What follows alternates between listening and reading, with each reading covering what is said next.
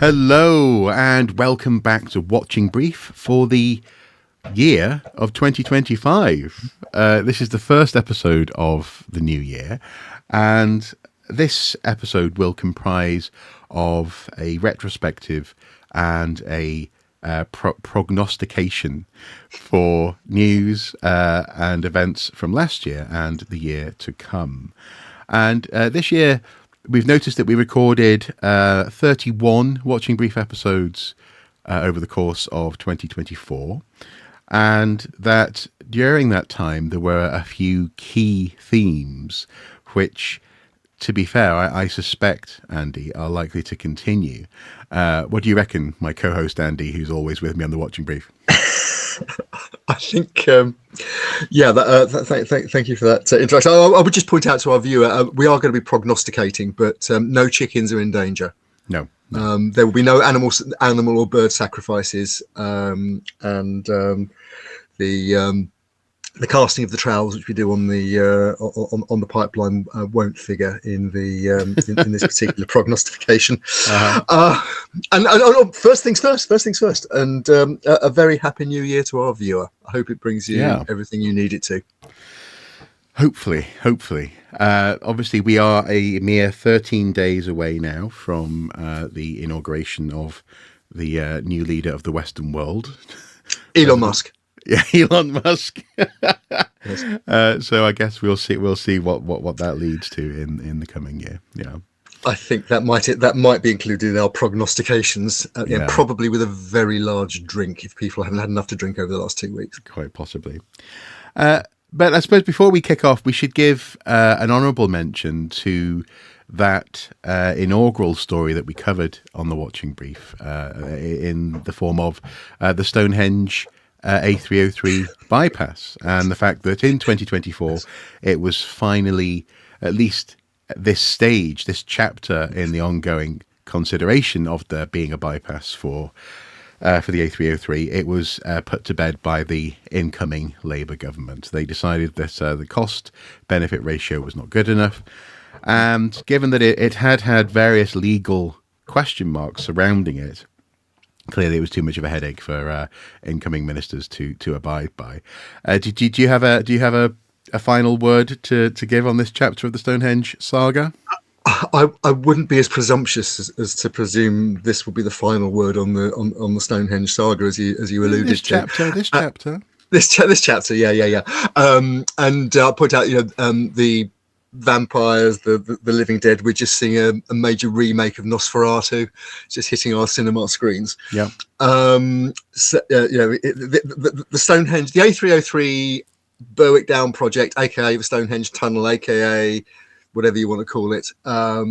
The gift that keeps on giving for people who want to write about a certain large stone circle, which isn't actually a henge, in the middle of Salisbury Plain, which happens to be one of historic England's main cash cows, and so on and so on and so on. There were so many layers to this.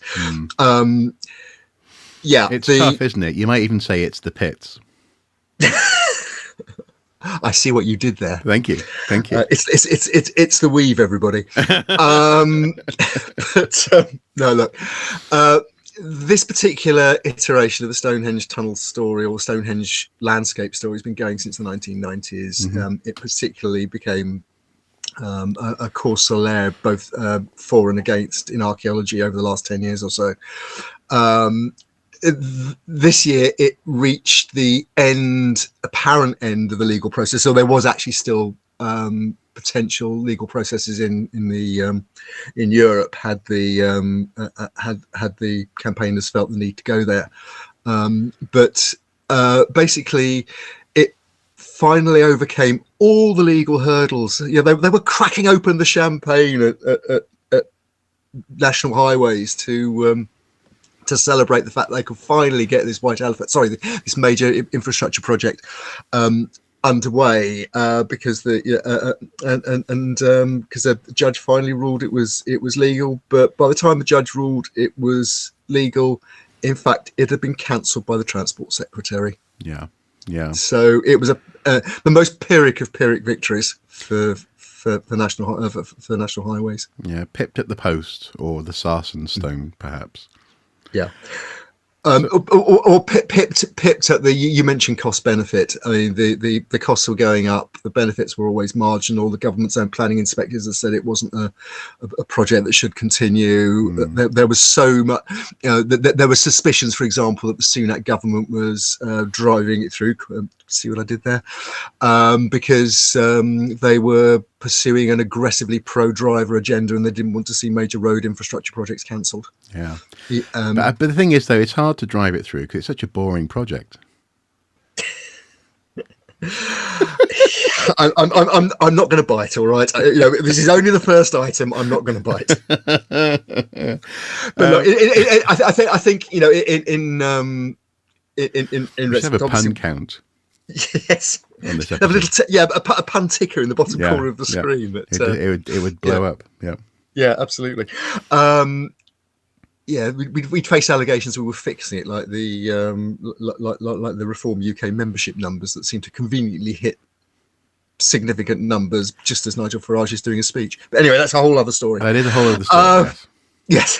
No, look, I think just in retrospect, I mean, pulling it, when we are looking back, we've looked at a number of campaigns on the Watching Brief in the course of the history of the show, and both of the main ones we've looked at have now been successes. The Goodwin Sands project was cancelled, and there are now ongoing. The group that were involved there, the Save Our Sands group, are now developing resources and engaging the community, and the whole. There's much more engagement with the environment there, including the historic environment, than there was previously, and that all came about because of the threat. And at Stonehenge, hopefully people can start to move on. The campaign was very divisive, even among archaeologists, with as many on the pro side as on the anti. At the same time, I mean, we always took the view that what was important was it legal? It turns out that, say, with the potential for further legal questioning, yes, it was. But was it needed? Was it economically viable? Probably not. And and I think the other thing is we have to recognise the work of individuals in this, and the late Kate Fielden, whose contribution and who sad death we covered in the Watching Brief, didn't live to see the cancellation, but she would have seen that as a vindication. And she wasn't a swivel-eyed new ager. No. She was a straight down the line academic, and had very considered views about the tunnel and why it shouldn't be built. Yeah, and the thing is, ultimately, I very nearly said another consideration was it necessary? But the point is, it would only have become necessary had the road project been deemed legal and was finally going ahead. As it is, some preparatory archaeological work has been done in the Stonehenge landscape. Presumably, we'll see that published, if it hasn't been published already, as grey literature at some point. But this for some people seemed to boil down to an opportunity for a showcase. And it never should have been considered a showcase for archaeology. It was a civil engineering project ahead of which archaeology might become necessary. That for me was one of the crucial aspects, in tandem with the legality of the project. I think, yes, and I think you hit a very, very important question. I think it's a question that's going to become more important, in fact, as we move forward into 2025. I'm prognosticating already. But the Labour government, although it's cancelled this large infrastructure project, is talking about going ahead with other large infrastructure projects, and in fact making them easier for developers and for the government. So the question I think that's going to arise for archaeologists, and I think it would be very dangerous, for example, for archaeology to see the ability to do archaeology ahead of a major project as somehow justifying that project. We don't just get a huge solar array. We get some great archaeology. Yeah. You know, Or, I, sorry, come on. or actually to flip that on its head and go from an archaeological perspective more explicitly, we need to stop seeing civil engineering projects as one of the main ways that we demonstrate our value and communicate to the public what it is that we do. Yeah. Whether that lesson has been learned yet, I'm not sure, but I guess we'll find out. I absolutely. I think it's a question we can touch maybe on another day. We've got some ideas for watching brief in 2025, which includes talking about actually why we do what we do, the way we do it, and the kind of views that we need to bring to our audience, our viewer, and the position of archaeology in society. Archaeologists are part of communities. All over the world, archaeologists are part of communities and different cultural communities, and that raises some quite knotty questions sometimes. Yeah. Speaking of knotty, though, we now move on to the report that was launched in 2020.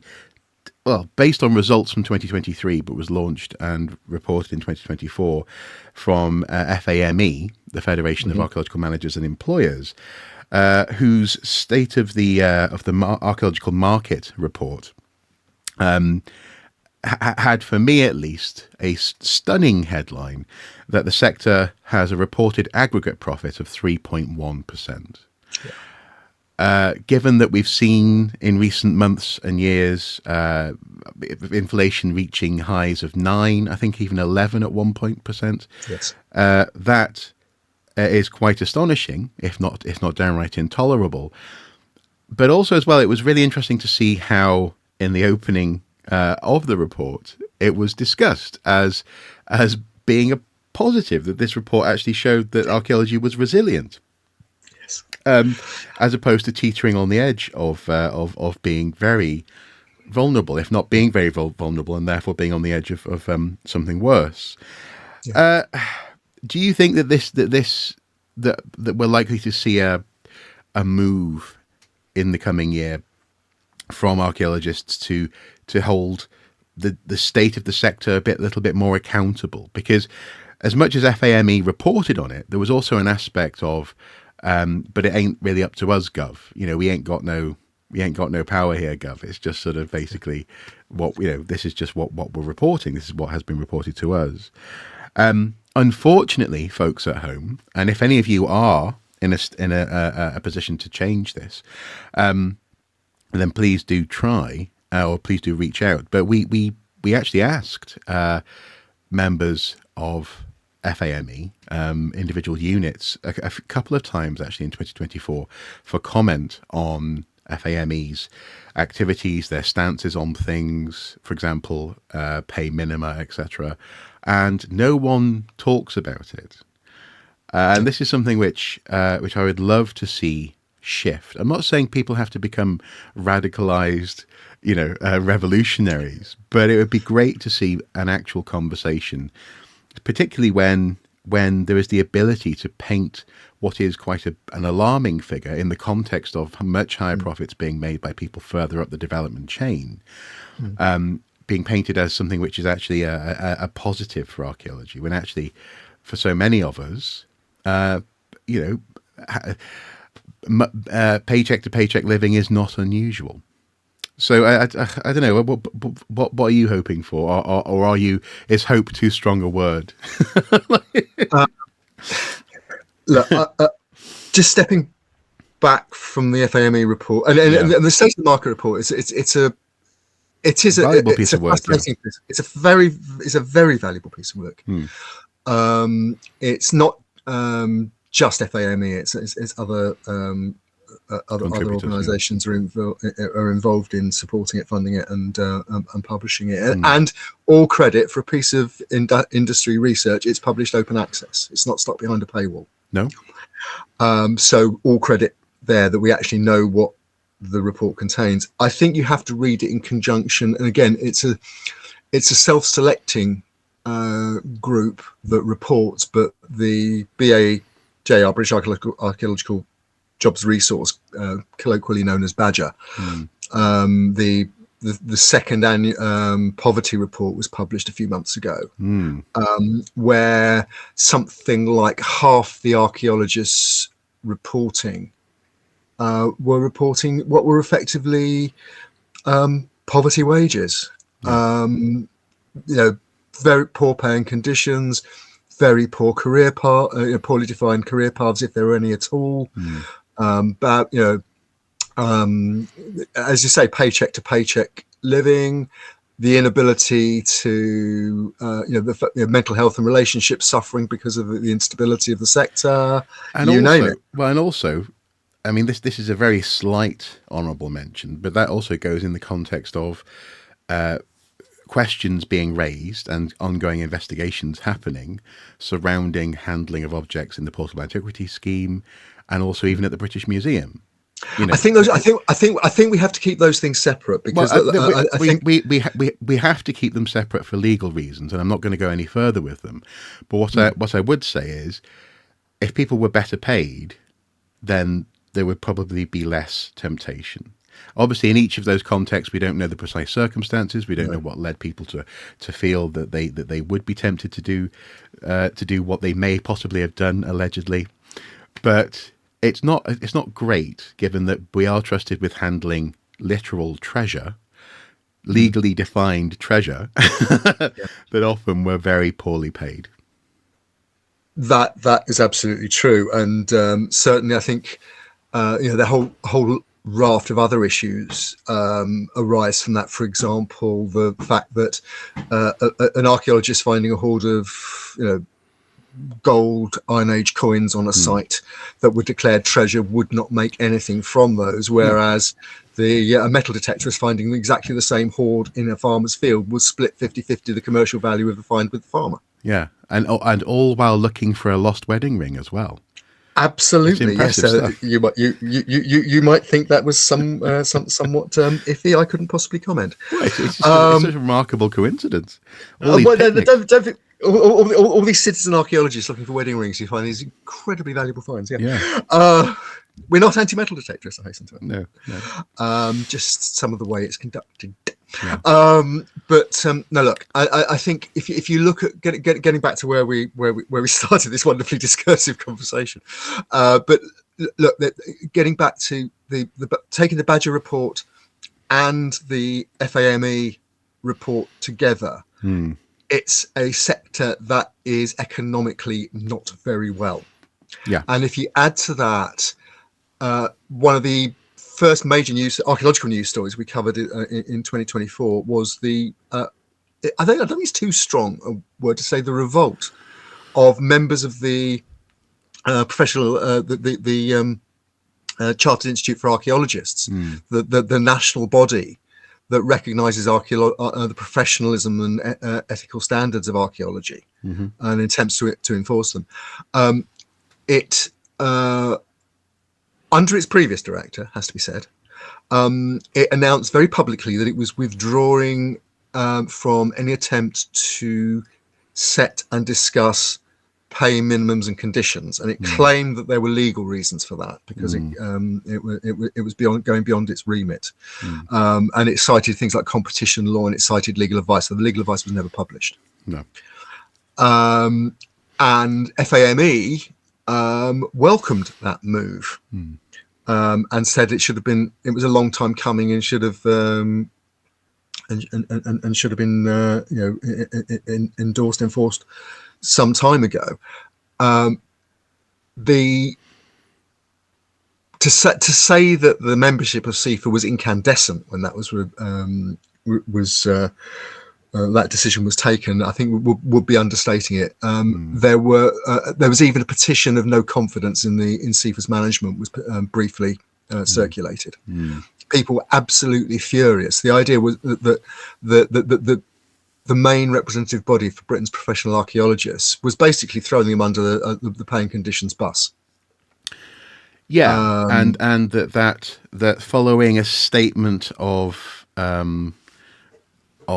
essentially battle lines drawn, or cooperative lines drawn between FAME and CIFA, it looked as though some of their advice may have been coming from FAME, who I think last year, that is to say the year before last now, Yeah. themselves, 2023. yeah, 2023 pulled out of talking about pay and minima based on legal advice that they had received. Whether that advice applied in the same way to both organisations, again, we don't know because it wasn't published. Yeah, but it was good to see people pushing back, and also pushing back in a fairly controlled way. Initially, there was lots of outrage, particularly on Twitter, I think, and a fair few people were saying, "Hey, now calm down, calm down." We shouldn't necessarily throw the baby out with the bathwater here. But is that where we find the H word, a little bit of hope that actually archaeologists can be advocates for themselves and for their colleagues? I think in a qualified way, yes, because CIFA, under its new director, it announced a program to research and publish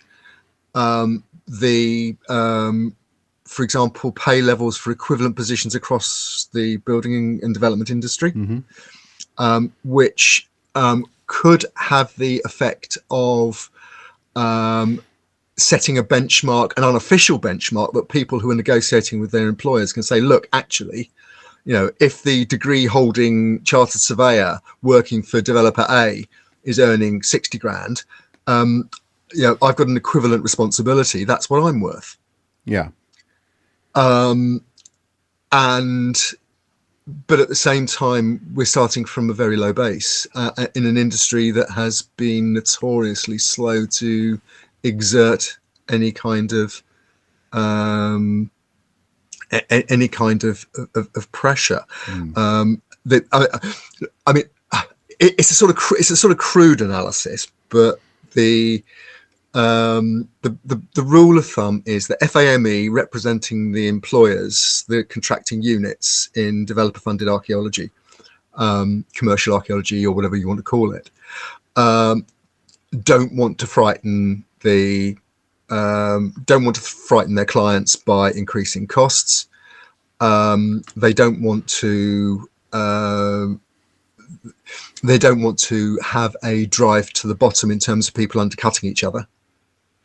And yet that's precisely what was identified, although it wasn't identified actually. Well, that's precisely what was laid out in the State of the Archaeological Sector report.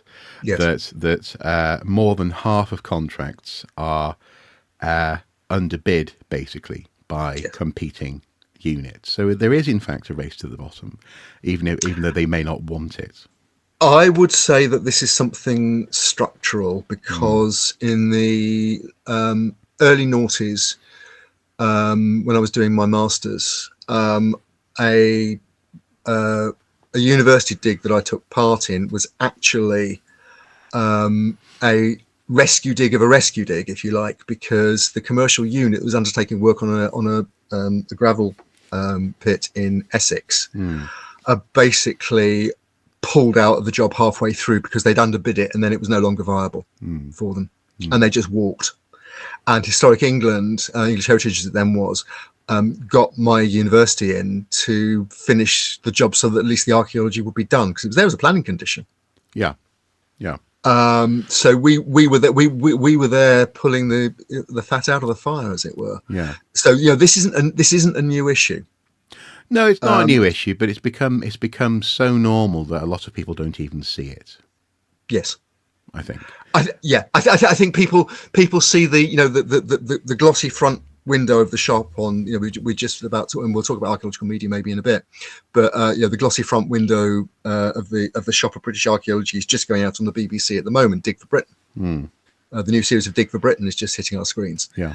And it's all these wonderful shiny projects. We got Saxon swords in Kent, and Alice Roberts visiting this, that, and dinosaur footprints in Oxfordshire. These fabulous stories that archaeology does deliver. But what the archaeological media doesn't cover, Dig for Britain never covers, is situations like the one we've just described. Yeah. Yeah.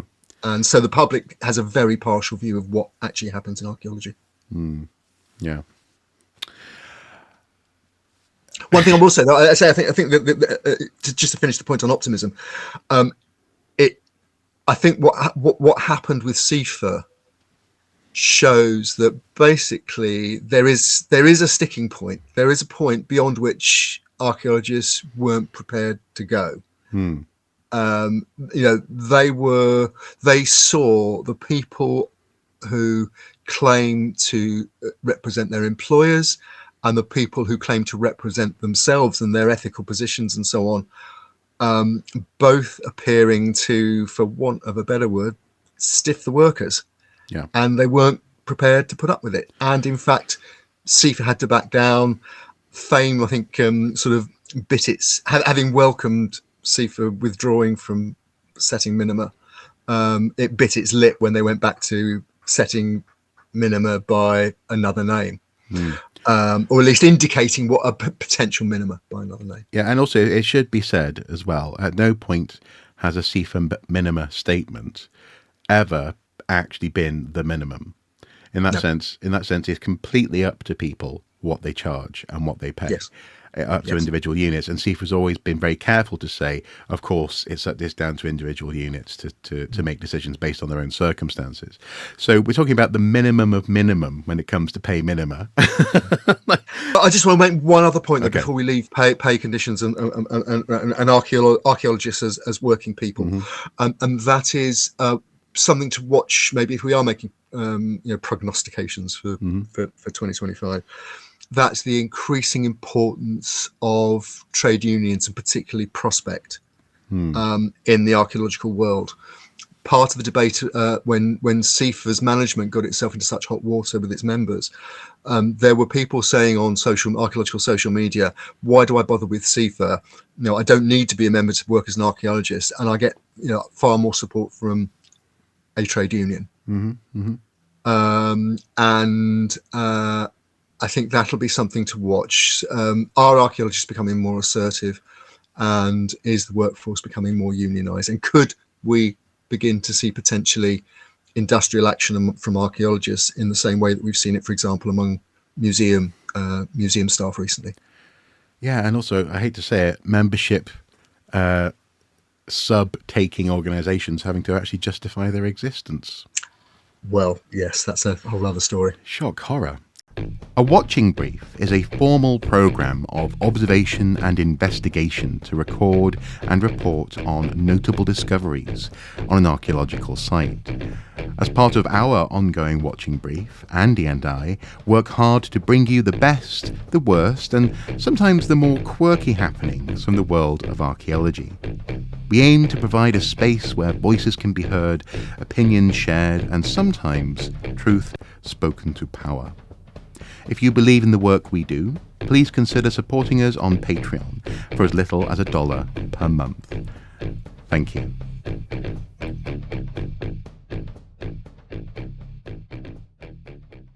Now then, the next one you wanted to take, so I shall let you take this. It is to do with the archaeological news story of the year, if not the decade, if you go by the amount of hot air and bluster that surrounded it, and that is Flint, Dibble, Graham Hancock, and that time that they once met on the Joe Rogan show. that 4 hours that they once met on the Joe Rogan show. 4 hours, yes. Never in the field of archaeological conflict has so many pixels been devoted to so many. No, it was, I think. Okay, back to basics. This year saw the second series of Graham Hancock's Ancient Apocalypse on Netflix. This year being last year. Yes, yeah. 2024 saw the second series of Graham Hancock's Ancient Apocalypse on Netflix. Yeah. And given the row and column inches and podcast pixel hours that were devoted to the first series, in the run-up to the second series, and it was partly dictated by delays caused by Flint's health, which wasn't good, but is thankfully much better now. Mm-hmm. So a promised meeting on the Joe Rogan Experience actually came later than it was originally scheduled to be. But it was a billed as the sort of the great debate, the confrontation between pseudo-archaeology and fact-based archaeology. Yeah. And I think the idea that if you presented fact-based archaeology to an audience like Joe Rogan's, it might knock out the audience for Graham Hancock's kind of fantasy riffs on various historic themes, some of which may or may not have slightly dodgy antecedents. And the show went out. It got millions of hits, as Joe Rogan shows do. We did an interview with Dr. Flint Dibble, which I think it was our biggest scoring show of the year, if I remember rightly. Yeah. And off it jolly well went. And what we need to remember is, according to Flint himself, he, capital letters, destroyed Graham Hancock. His victory was total and uncontested, and he solved pseudo-archaeology forever. Yes. There was a certain amount of hyperbole on both sides, I think. Yeah. And certainly among the archaeological audience, a certain amount of wishful thinking. That just the fact that somebody had actually entered that arena, debated with Hancock, and emerged. I think objectively, Flint Dibble did severe damage to Hancock's thesis, basically by pointing out all the many of the deep flaws in Hancock's thesis about a worldwide civilization in the Iron Age that was destroyed originally by one theory of climate earth crust shift, which has now been completely debunked, and so it's now the Younger Dryas impact cataclysm, which is responsible for the demise of the technologically advanced civilization of intellectual priests and whatever, who brought civilization to the rest of the world at the end of the most recent glacial. Except as much damage as Flint did, Hancock was back on the Rogan show later last year on his own. Was given space to say that Flint was a liar, and was also as well in a situation where it became clear that actually, as much as we're talking about debates and standards of evidence, that actually what matters is that the show must go on, the narrative must continue. And both of those men were always playing by very different rules.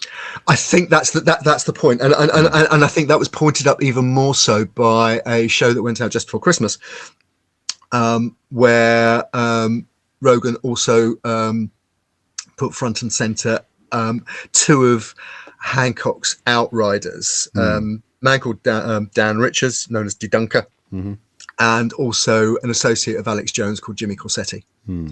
Who is best known for saying that Göbekli Tepe should be excavated much more quickly, because he can't understand why there's 150 years worth of archaeology on one of the most sensitive archaeological sites in the world, in somebody else's country.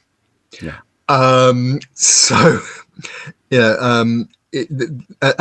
these two guys in particular are aggressively supporting Hancock. Just before Christmas, I think it was just before New Year, in fact, Richards sent an open letter to incoming President Trump asking for the Society for American Archaeology to be defunded of all its federal funding and its influence on federal as a body that's consulted by federal government because of its, quotes, political activities. And he defines political activity, for example, as attacking Graham Hancock as a pseudo-archaeologist and a fake. Yeah. Yeah. And so in that sense, even though the series wasn't as widely impactful, the second season of Ancient Even with Apocalypse, 6 minutes of Keanu Reeves. even with 6 minutes of Keanu Reeves, wasn't as impactful as the first one. No. It's obvious that not only has he been given oxygen by this ongoing rumble and dispute, but also as well that there's no interest in having a common standard of evidence by which someone might independently actually be able to understand, quote unquote, who won in a debate.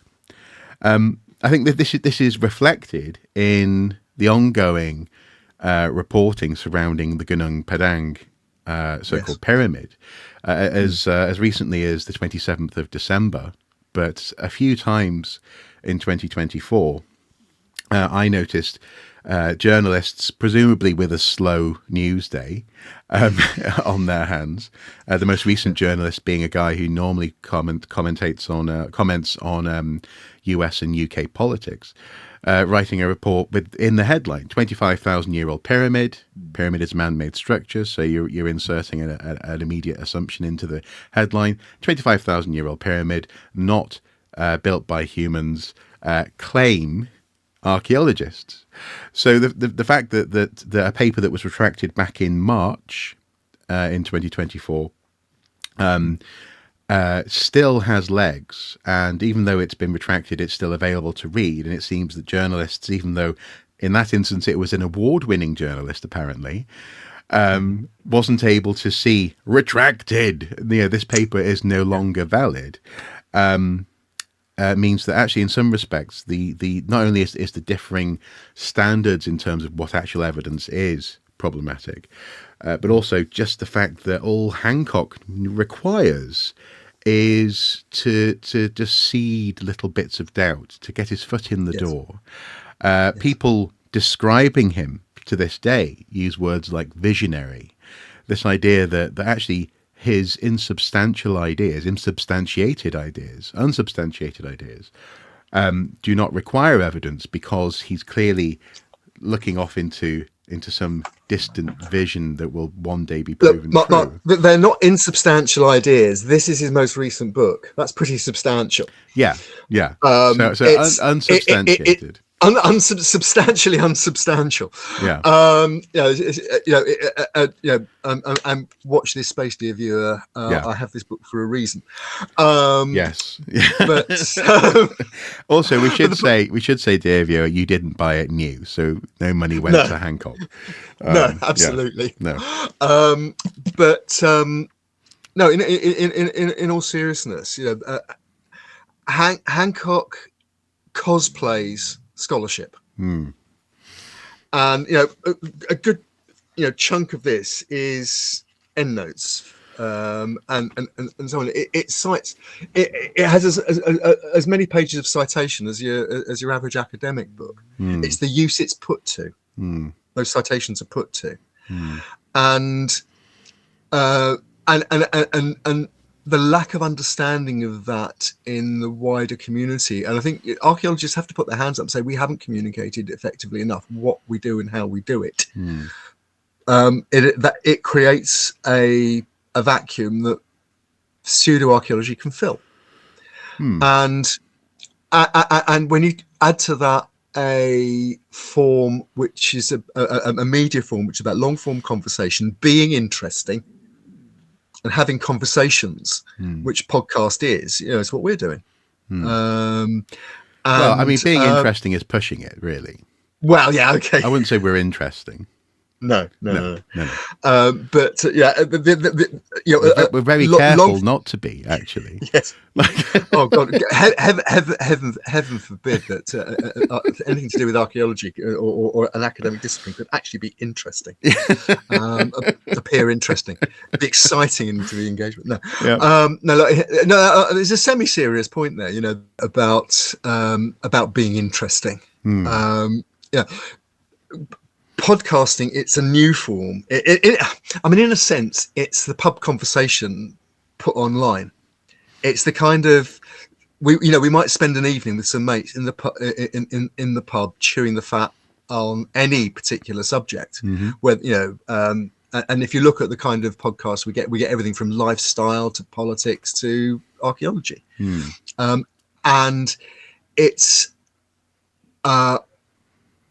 about conversation. It's about, you're interested in somebody who knows something that you don't, and hearing about it and having it put in a format that is approachable, that you can respond to. That format, while alien perhaps to people who write papers for journals or who have to have their work checked and double checked and triple checked, is nonetheless still a format that's accessible and actually valid. I think one of the things that that Bulwark video that you pointed out, and we'll link to below, highlights is that actually, even though over the course of the long arc of Joe Rogan's podcast library, there will be episodes that are duds. There'll be episodes where he misses the point or gets something wrong. It's actually the long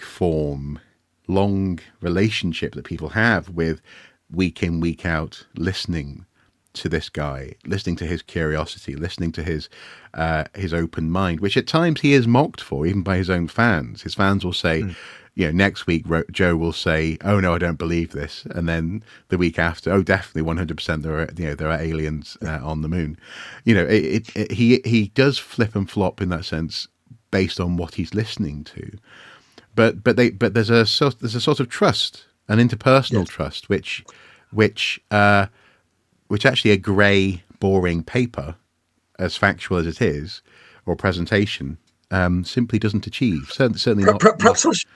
Not within its own structure. Yeah. Absolutely. Perhaps I should just explain for of you very briefly. What we're referring to is an American political podcast called The Bulwark, which did a very interesting piece between Christmas and New Year, where, as part really of the inquest that, for want of a better word, the Democratic / progressive side of American politics is having over why the Harris campaign ultimately failed, and that a convicted felon who's about to be sentenced on Friday for paying hush money to a porn star, etc., is about to be inaugurated in 10 days' time, just over 10 days' time, as the President of the United States. And it looks at the podcast format and the influence of the podcast format in that campaign, and particularly Joe Rogan. Donald Trump's appearance on Joe Rogan was credited with delivering a lot of younger men, particularly, into the Trump side of the ballot. And what the podcast did was conduct focus group interviews with Joe Rogan viewers who were either Trump voters or were switching to Trump, and try and understand what influenced those decisions and the role of podcasting like Rogan's in those decisions. And as you say, one of the findings was building up a long-term relationship of trust, even if you don't believe everything that you hear. Joe Rogan, he asked the questions I would. He's not stuffy. He's you listen to Trump. The analogy is made, and again, we see it all the time. Archaeologists are bad at delivering sound bites anyway, but there's nothing that sounds more fake than somebody delivering sound bites, talking about outcomes rather than things that are going to happen, and that kind of thing. Using jargon when they don't have to. Spades in the ground. But yeah, exactly. All that kind of stuff. And the idea that you might say build up a personal relationship with your podcast host and trust them as your interlocutor between what you want to ask, the issues you're concerned about, and the people who are in a position to do something about it, who are appearing on the podcast. Ultimately, the president or the would-be president. And I think, and I think we were talking before we started recording about possibly doing an episode or even a live stream about these issues, because I think certainly, and please let us know what you think below the line, because I think there was a fundamental misunderstanding of what could be achieved by going on Joe Rogan. It's not knocking what Flint Dibble did at all, but to think that one appearance on Joe Rogan could finish off a 30-year career in pseudo archaeology, which has already suffered previous setbacks, including having a program investigated and a program again, which we'll talk about in another show, upcoming show, but a BBC program that basically hammered Hancock's thesis. It resulted in a protest where the all but one ground of protest were rejected, and the program was rebroadcast. You know, so it's yeah. So in that sense, not only was the was the understanding of what that could achieve overestimated and misunderstood, but also, to be honest, I would say that the response from much of our colleagues, much of our community to it was one of welcoming back a conquering hero. It was, people did fan art of Flint Dibble's hat as the bat symbol, like he's as he. Whereas it's very clear that in the real extra archaeological world, that actually Hancock and particularly Joe Rogan continue on, and they feel no reason to invite Batman / Flint Dibble back onto the podcast. No. And in fact, they're quite happy to spend the first 5 minutes of a podcast talking about some stats, relatively minor factual statistical errors that Flint admits he made in the show. But that has suddenly become Flint Dibble lied. Big archaeology lies to you. And there's no comeback on that. No, and notably, as you say, there was no right of reply. No. Which because we're dealing with an unregulated format. If that had gone out on the BBC or Channel 4 in the UK, Flint Dibble could have made a complaint to Ofcom, and that could have resulted in a retraction, the program being withdrawn or re-edited, or a right of reply. That does not apply online. No, especially for something which, frankly, was hyperbole. As far as I can tell, using stats off the top of your head in a hyperbolic manner. I think we've basically touched on the next point in our agenda for this reflection, and that is this question of does quote unquote real archaeology end quote face a fight for the truth in 2025, and we've just been outlining the shape of that and the in that sense the battleground, if you want to put it that way.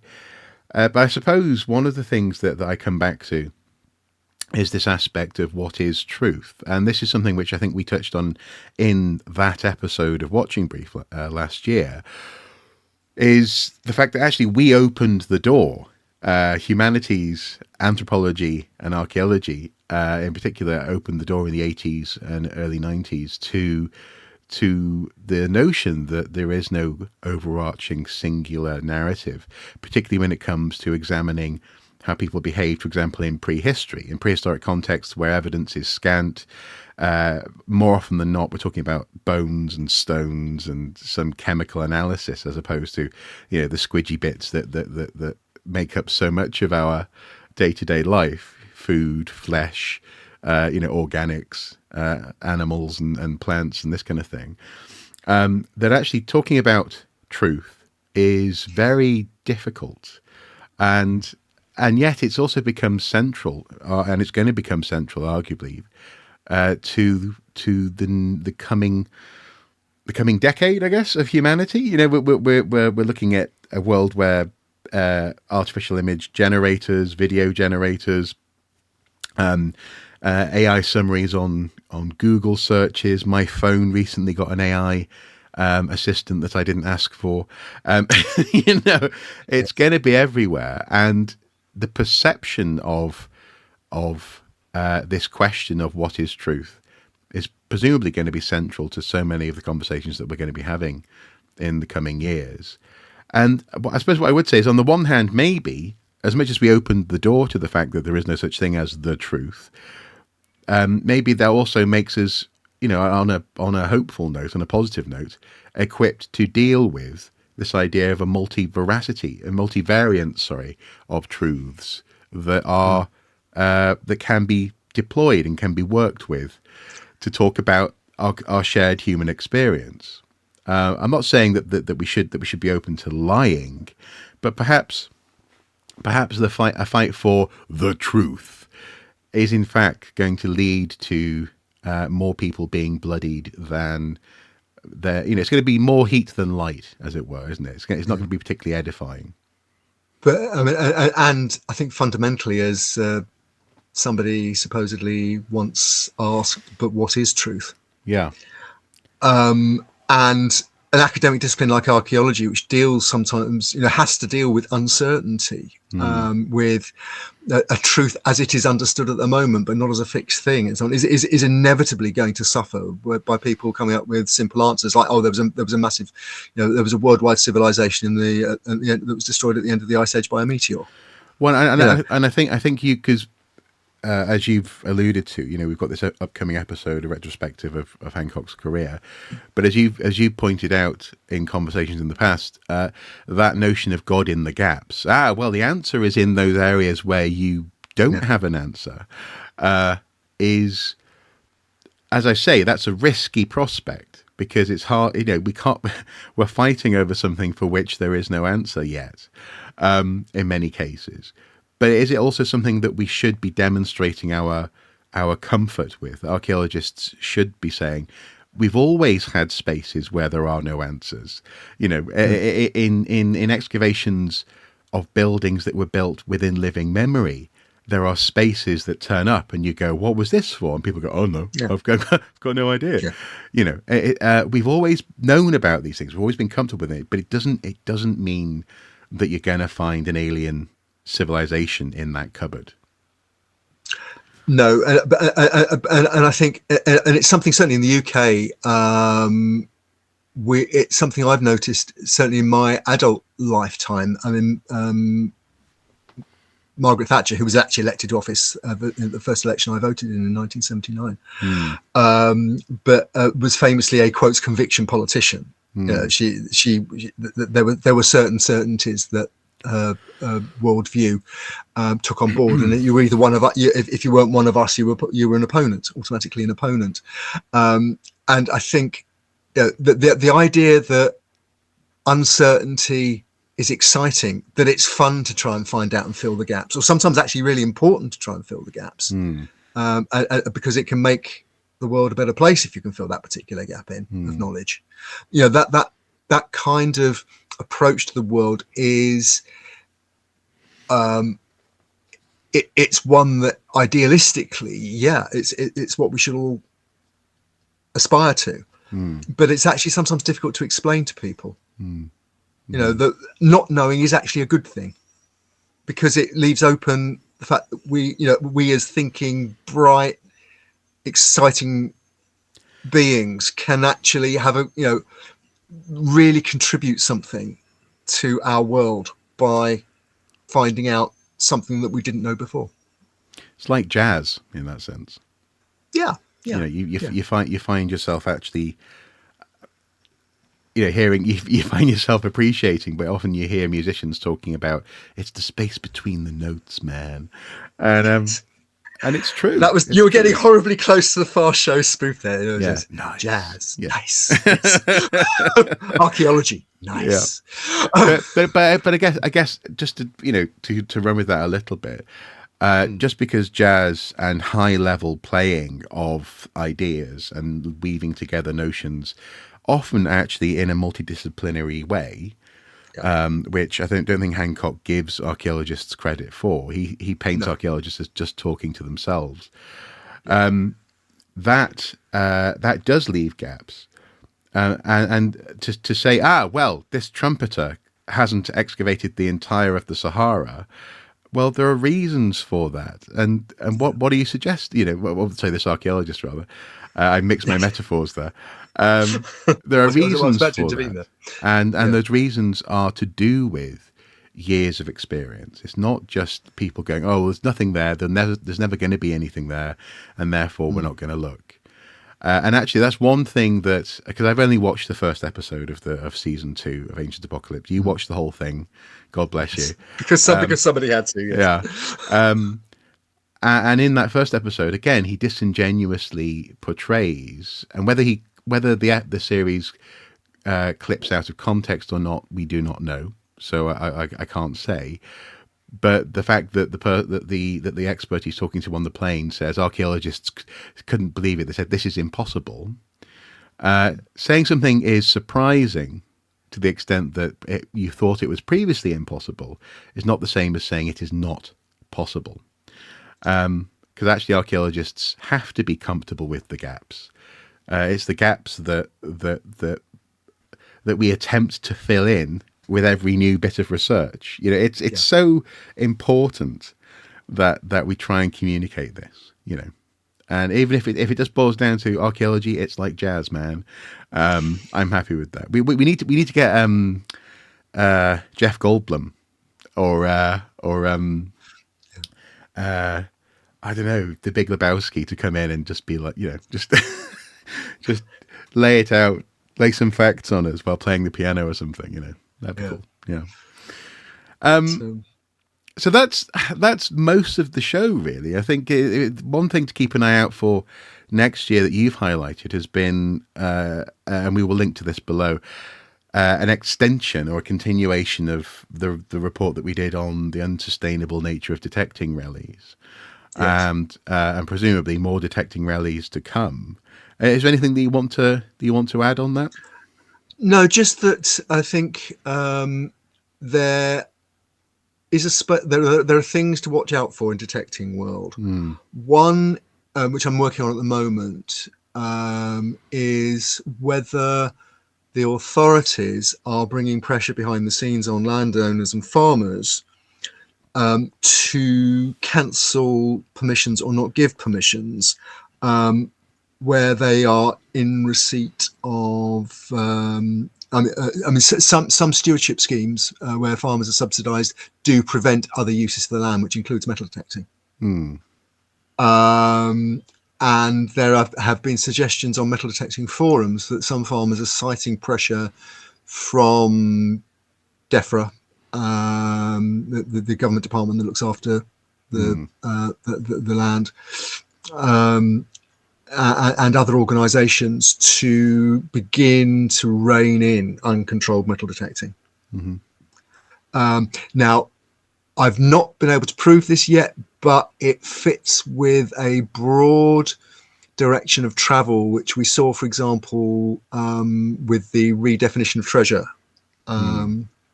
which we reported on the year before last when it came in, which is that the authorities like Historic England are doing as much as they can within the existing rules and legislation, pushing at the existing rules and legislation to see how much control they can exert without having to pass new legislation. And I think Metal Detecting World is aware of this. I think that's going to be one to watch. Okay. And and I suppose obviously we'll continue our watching brief in as open a fashion as we normally do. If you guys have anything that you would like to point out as an upcoming thing to keep an eye on in 2025, please do either reach out to us or comment below, depending on where you'd feel most comfortable. And as ever, please do consider supporting the show on Watching Brief, on Patreon. Sorry. On Patreon. Consider hopping over to Andy's Ko-fi account and dropping him a pint or a cup of coffee there. And I guess the next big thing we're working on, whether it's going to be the next episode, is going to be this examination of Graham Hancock's career, because it's not so much. It's not so much. It seems that it's not so much been about examining him or making statements about him that he can go, oh, yeah, you can't say that, because actually you've been doing an awful lot of reading about what he has said and what he has done and how he's done it. And so it's going to be interesting just to put some pieces together. And I'm not going to preempt some of your conclusions, but one of the things that I found interesting is that you suggested that it's not necessarily a great idea to think of him as either an archaeologist or a journalist. That there are other ways and other mixtures of ideas that come out of his books. So, I'm intrigued. So I guess that's something to look out for in the coming days and weeks. Do you have any idea of an upcoming news story that people might look out for?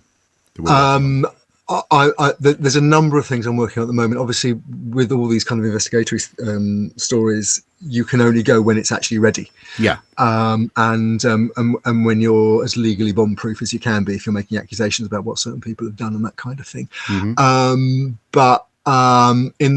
Put it this way, in the first quarter half of the new year, I'm hoping we can revisit some significant maritime stories that we've covered in the past. Okay. And one in particular, which I'll say no more at the moment. I think because it's absolutely at the interface of popular archaeology and professional archaeology, there are going to be a number of metal detecting stories coming forward, because it's becoming a much more complex landscape. Even within metal detecting, there are, for example, and this I put an appeal out to anybody watching this. If you've got any information about any story to do with archaeology and heritage that you think fits on the watching brief, that we should be reporting on, that Pipeline should be writing about, should be research, trying to find out what's gone on, please let us know. And there's a tip us a story page on the Pipeline website, tells you how you can get in touch securely, or just drop us an email here via the watching brief. I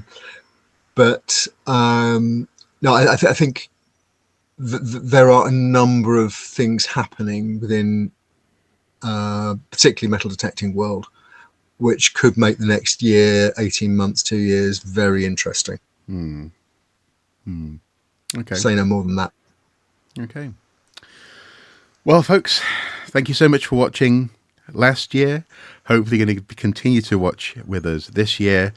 And I guess we'll see what happens in the world of archaeology in 2025. And we might even get a solution to the who stole what when from the British Museum. Who knows? Ooh, that'd be exciting. We didn't mention that, did we? No. Well,